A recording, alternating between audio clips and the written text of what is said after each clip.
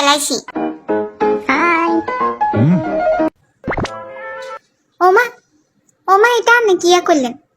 আনের লগে আয়া যে এত বছর ধরে সংসার করিয়ে আপনি এই নিয়ে আরে ভালোবাসেন, এই নিয়ে আনের ভালোবাসার নমুনা।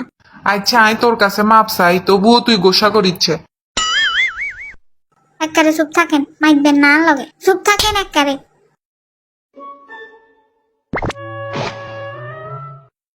কি আরে শতানের বাচ্চা, তুই আঙ্গুরে থুই কিলে আগে আগে খাইয়ে লরি, কোনো টেবিল ম্যানার নাই কেন?